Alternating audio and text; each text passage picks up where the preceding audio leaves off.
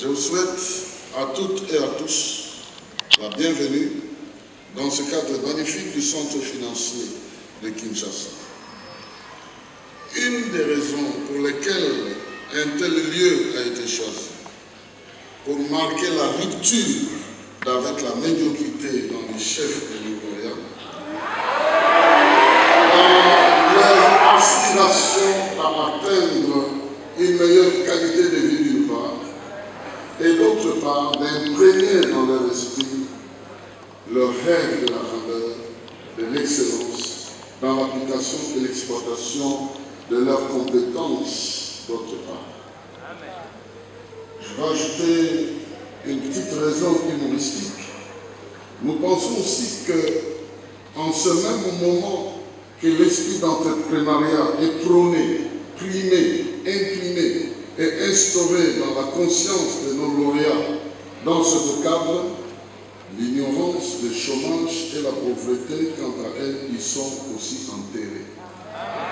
Jusqu'à perdre l'énergie de les hanter partout, ils chercheront à relever les défis de leur émergence sociale par la mise en pratique des connaissances et des compétences acquises pendant ces années de formation. Chers invités, distingués invités, mesdames et messieurs, mon exposé de ce jour sera articulé autour de 4 points essentiels. Il s'agit de la réaffirmation de la mission et objectifs de LAU, mais aussi un aperçu des réalisations 2023-2024, juste un aperçu, le regard sur la philosophie éducationnelle de leadership et un mot, bien sûr, en faveur de nos lauréats. Quant à la réaffirmation de la mission et des objectifs de LAU, nous pouvons dire que la mission de LAU est de former des experts et développer des élites en modèle intègre et actif dans tous les secteurs de la vie de la communauté nationale et internationale. Ceci par la formation qui répondent, par les formations qui répondent aux circonstances actuelles d'une part et qui anticipent les besoins futurs d'autre part. Quant à nos objectifs, nous poursuivons ces quelques objectifs, entre autres, assurer l'éducation universitaire et post-universitaire à la jeunesse comme première cible pour en faire l'élite capable de faire face aux défis de la transformation sociale, assurer la formation post-universitaire aux employeurs et employés désireux de relever leur niveau académique pour plus de compétences et pour plus de compétitivité dans le marché de l'emploi. Nous poursuivons aussi le fait d'offrir au monde en général, en Afrique et en République démocratique du Congo en particulier, les élites experts capables de participer activement au processus de développement et de la création du bien-être communautaire dans leurs milieux respectifs. Favoriser un système éducatif sanctionné par des titres académiques accrédités par les institutions de la réputation mondiale.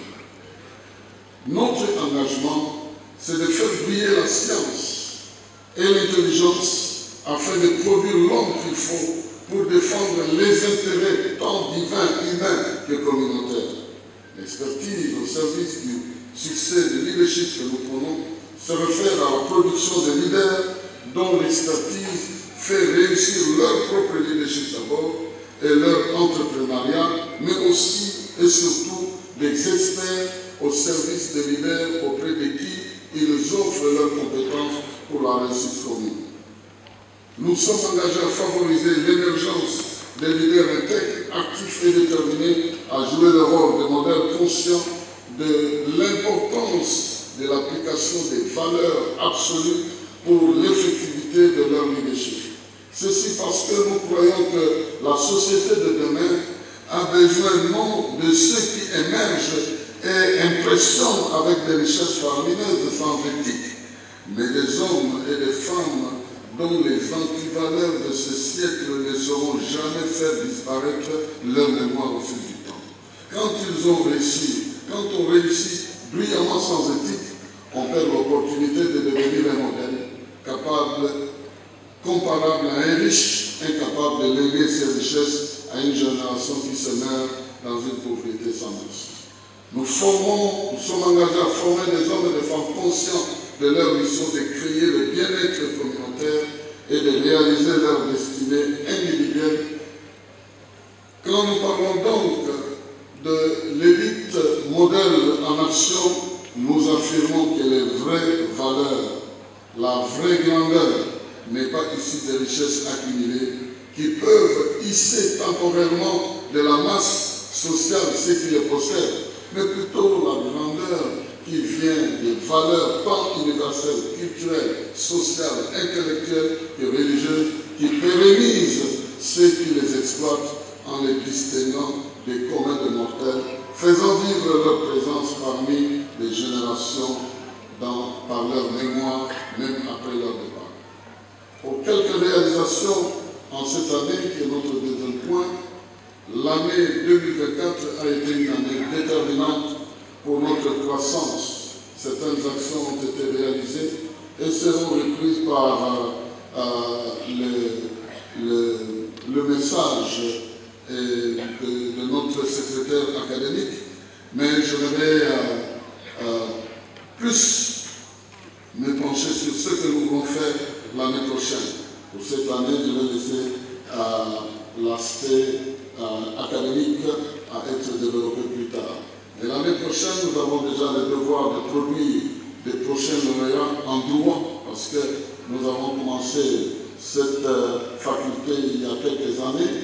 Il y aura la mise sur pied des gestions de l'environnement, de la logistique, des ports, avec des partenaires canadiens français.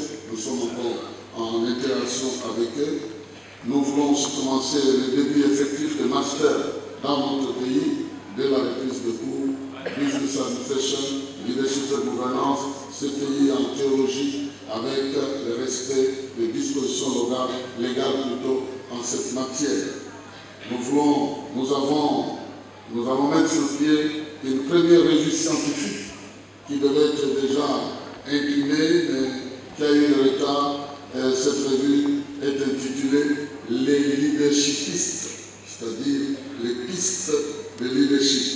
Et nous voulons encourager avec la production de plusieurs professeurs, donner des idées en faveur de leadership.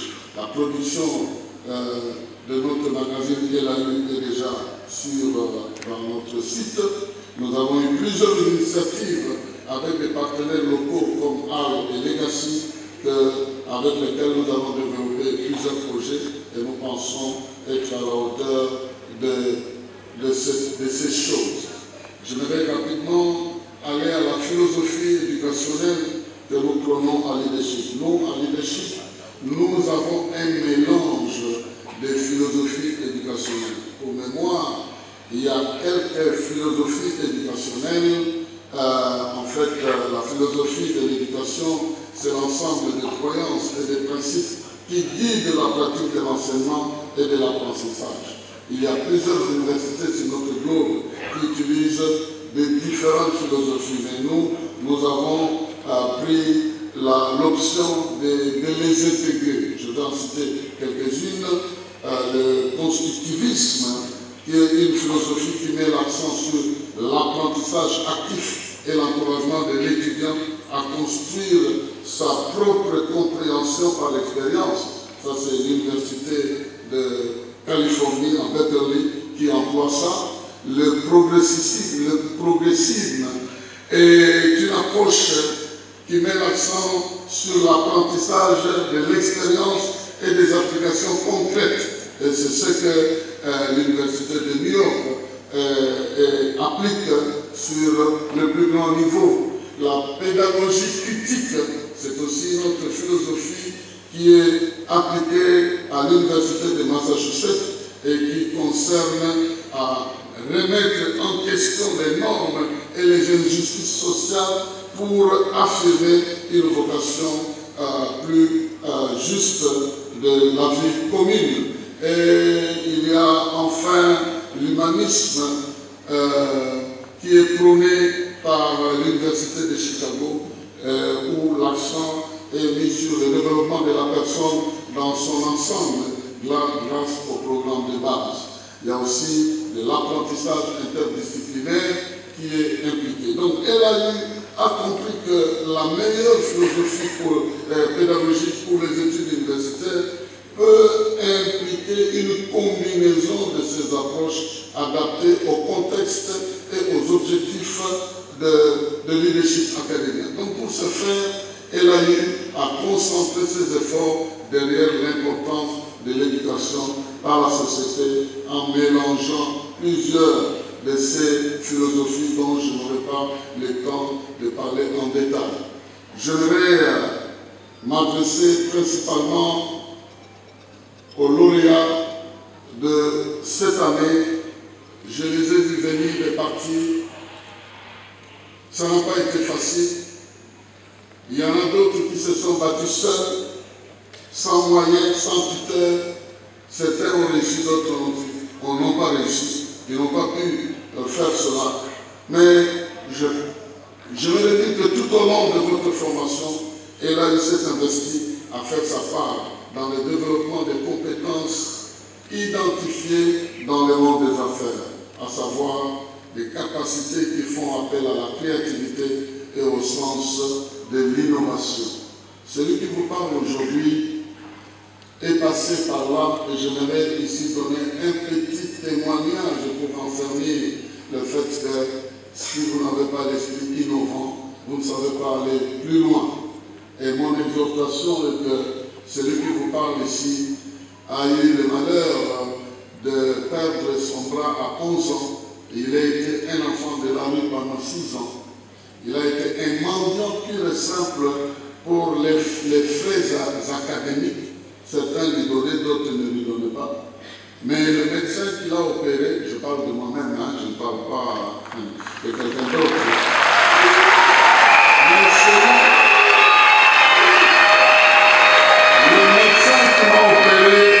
le médecin qui m'a opéré m'a dit, écoute, si tu n'étudies pas, tu es nul. Tu seras nul. Et dans ton état, si tu es nul, cette nullité-là va être grave. Je n'ai pas été gaucher depuis la naissance. J'ai appris à écrire, je me suis donné la peine. Et bon, philosophiquement, hypothétiquement, dans la famille, on te considère comme une malédiction parce que, bon, voilà, 11 ans, tu deviens déjà inutile. C'est comme ça que je me suis retrouvé dans la rue. Et à cette époque-là, heureusement, je ne sais pas ce qui se passe maintenant, il y avait deuil chaque jour, on dirait, c'est Dieu qui a arrangé ça, et à chaque endroit de deuil, il y avait à boire. Il y avait au moins du thé, du café, et du pain, mais des fois c'était mélangé au chanvre. Mais ça passait quand même. On est passé par là, juste au moment où on m'emmène dans une église où je me rappelle que lorsque j'étais déclaré cliniquement mort à l'hôpital, là j'avais 11 ans, c'est des souvenirs qui étaient vagues, j'étais là étalé sans vie et on cherchait comment faire les derniers soins. Je vois quelqu'un que j'ai compris que celui-ci, c'est le Seigneur, il ne pouvait pas se présenter.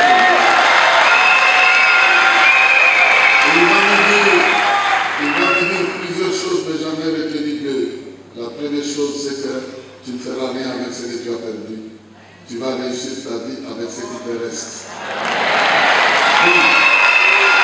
Alors, que je perds un membre de famille, que je perds quelque chose de précieux que je ne saurais plus récupérer, j'ai effectivement perdu. Mais je dois me concentrer sur ce qui me reste pour aller de l'avant. C'est pourquoi j'ai toujours cru que nous, au Congo, on n'a pas à se justifier. Non, il n'y a pas d'argent, oh non, l'État ne favorise pas ceci, cela. Quand j'ai compris que je dois jouer mon rôle dans la société, je ne suis pas allé ailleurs. J'ai reçu l'inspiration lorsque j'ai parlé avec cet homme. Cet homme, qu'est-ce qu'on appelle? J'ai parlé avec Dr. Karanja. J'avais visité, vous permettez que je laisse un peu de discours, de côté que je parle.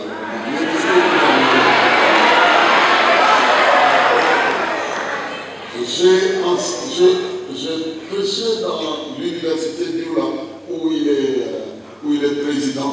En fait, il a commencé là-bas comme nettoyeur, technicien de surface. Le bureau qu'il occupe aujourd'hui, il l'a nettoyé dans les années passées. Alors,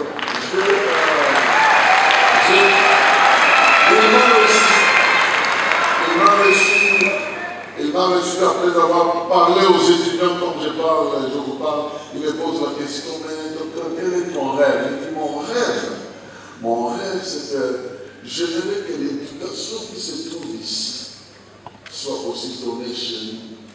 Je vois des enfants, je vois des parents se donner la peine, vendre des maisons, vendre l'héritage, vendre des propriétés, envoyer les enfants en Europe. Ces enfants-là, souvent, ils ne retournent même plus.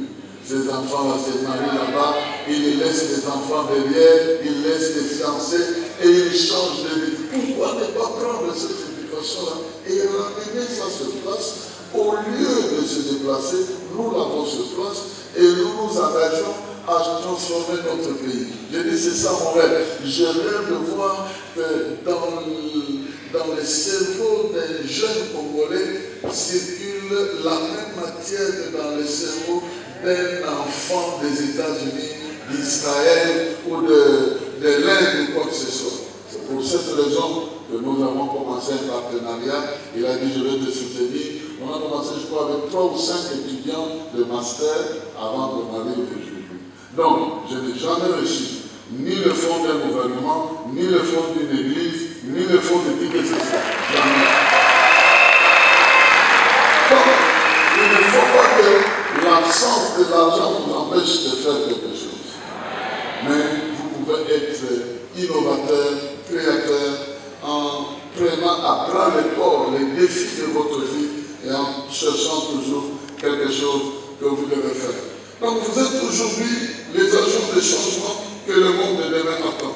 Soyons donc porteurs d'un nouveau souffle, ayant les connaissances intellectuelles dans vos têtes, mais aussi portant des valeurs morales dans vos cœurs, par lesquelles vous serez en mesure de transformer vos milieux de travail en véritables centres de décision pour faire régner l'expertise et l'excellence.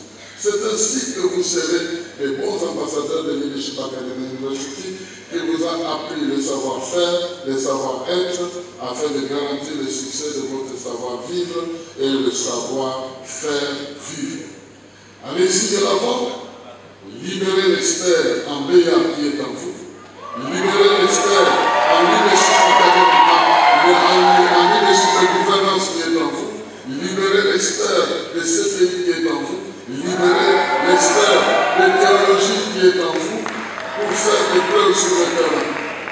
Cet expert qui est en vous, croyez-moi, est capable de déchirer les larmes de tes parents par sa créativité.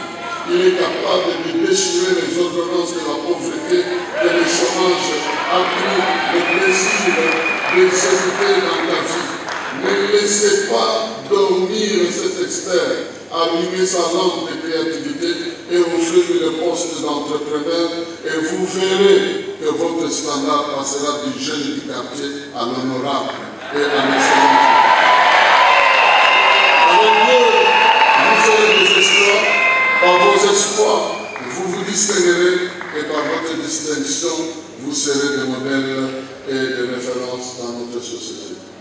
Je m'en vais terminer par un mot de remerciement.